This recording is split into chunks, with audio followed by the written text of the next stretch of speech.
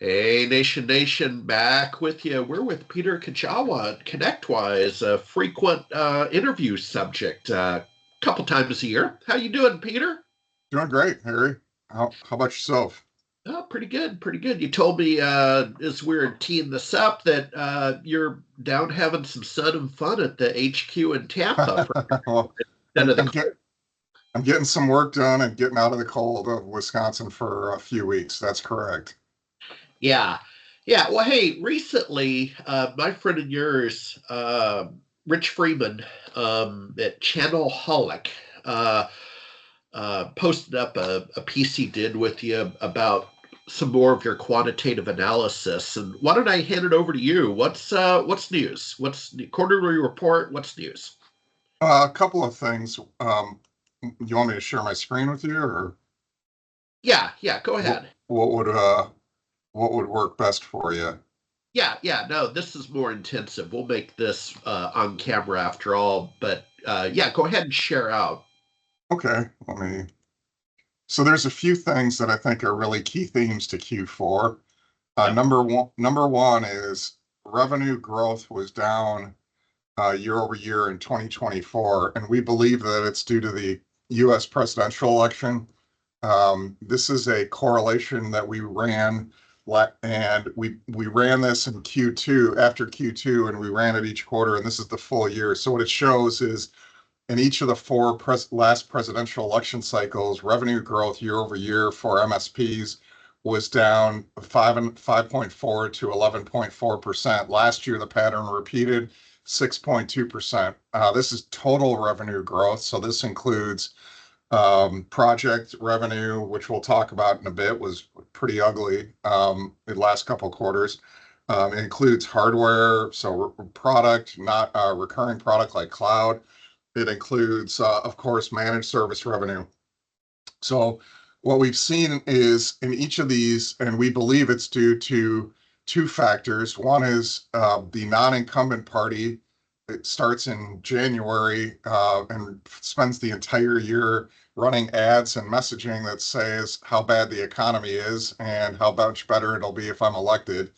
And it doesn't matter who is the incumbent at the time, the non-incumbent always runs that messaging. And so when you hear that all year long as a business leader, you start to believe it a bit.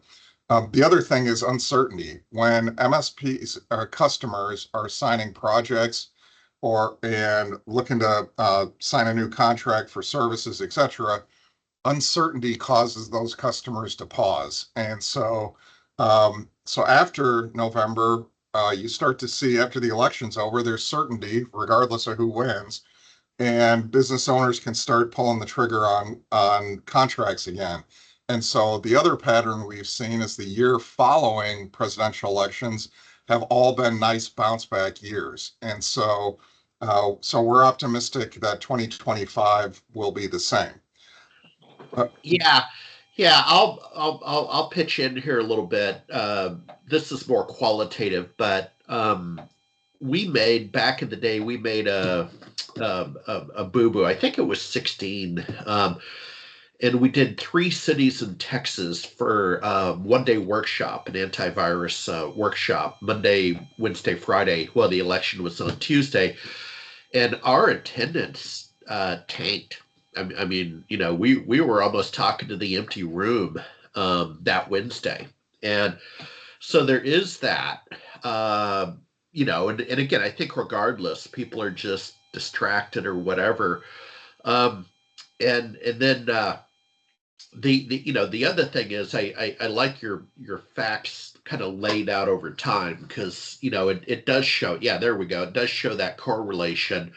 The other thing I was going to mention is I had an employee many years ago in the 2000s who is politically active back in Seattle, and he thought November's not a good month for a conference because a lot of these people in our space are precinct chairmen and that kind of thing. And I didn't quite believe that, and I'm not sure I still do. I think our audience votes, but I haven't really seen them, you know, running for office or being, a precinct chairman in the party, that kind of thing. But please continue.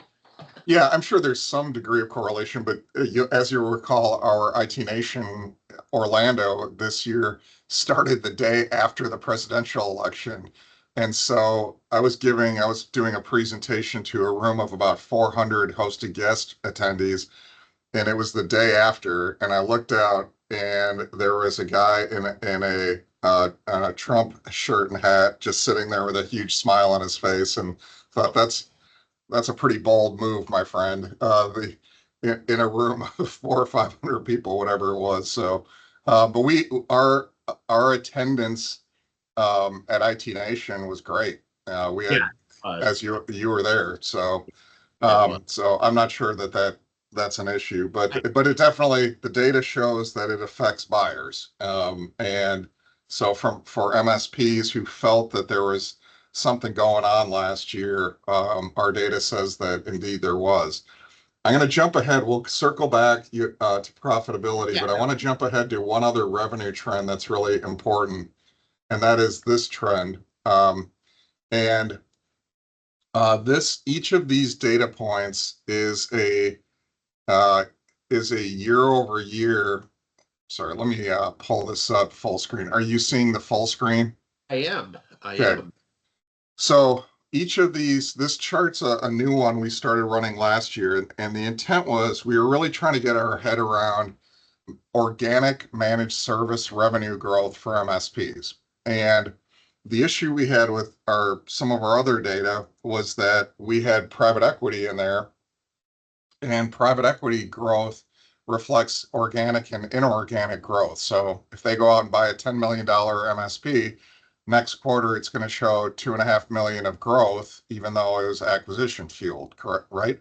So we really wanted to get a handle on what was going on with managed service growth, because we were also hearing a lot of things about a drop off there. And so this is MSPs managed service revenue growth only. The presidential election chart I just showed you was for all revenue growth. This is just managed services. And so what you can see is, and it's 4-quarter over 4-quarter growth. So Q4 of 24 that's Q1, 2, 3, and 4 of 24 over Q1, 2, 3, and 4 of 23.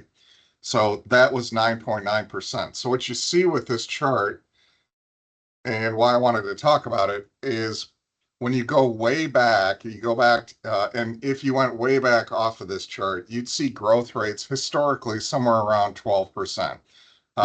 The 4-quarter over 4-quarter starting at Q1 of 18 to Q1 of 20, 12.5%. So it's a little bit hotter than that, but historically we've been plus or minus 2% of 12%. As we got into COVID, the previous quarters leading into it and right after the start showed a little bit of a slowdown, 11.6%. And then it was off to the races. So 25.3 was the high water mark in Q3 of 22, but the average over that couple of years was 19.7%. Yeah. Then we fell off a cliff and started coming way back down. And so what you can see is that the plane appears to be landing. And we're landing right around just below that historical 12% growth. But landing right around 10%, we think. And a couple of things that are really important about this chart and why we're showing and talking about it a lot to MSP groups.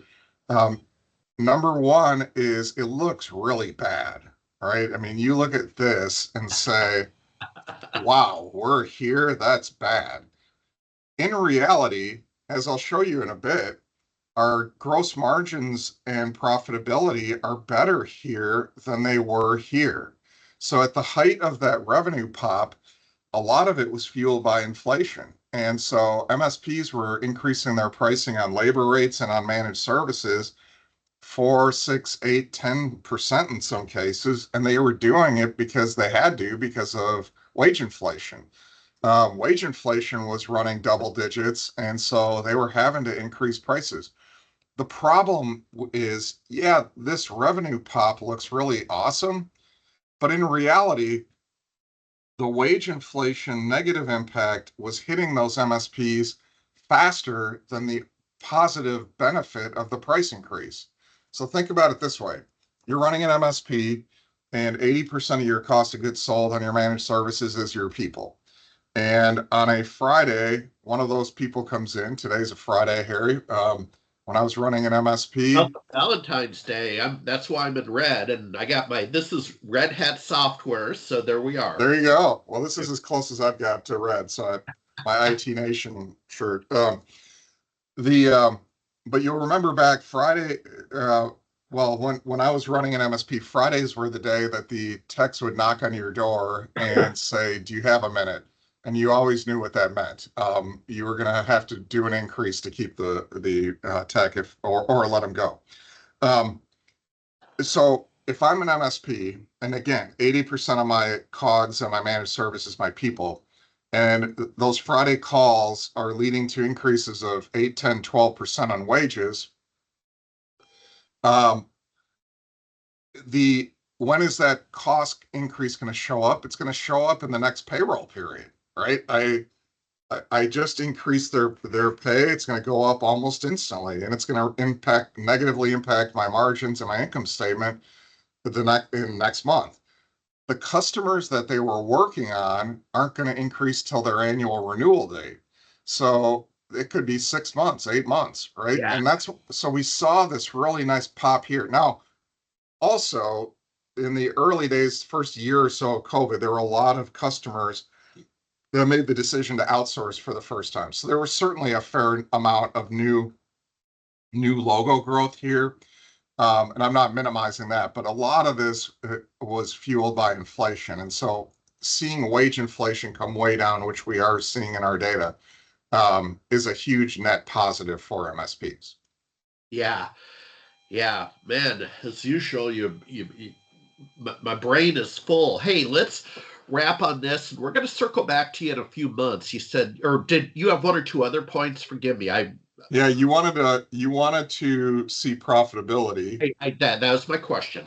So You here's have the here's the average MSP profitability. So you can see the improvement. Q1 of 23, even though revenue growth was hotter, 11.9, 11.9, 11.5, 10.3 in Q4 of 23. Then we're up to 12.3, 12.5, 12.2, and 11.1.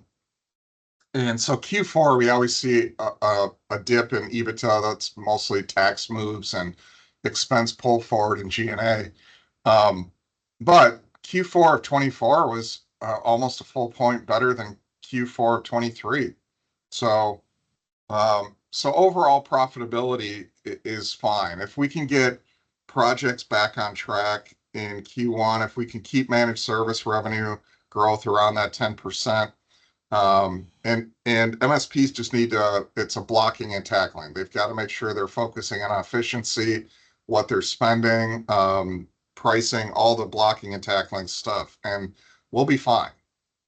Yeah, yeah. No, this is you've answered my question. I was joking with you a little bit that what I want to do, I'm going to take Jay McBain's research again, don't have it in front of me, but basically 700 billion for our sector.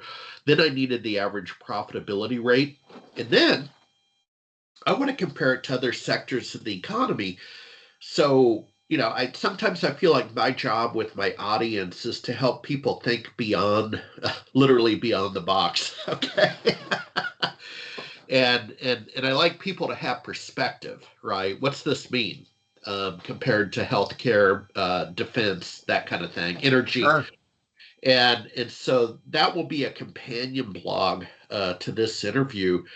But well, thanks again for your time. We're going to check in, again in a few months, and we'll go from there. Thank you, Peter.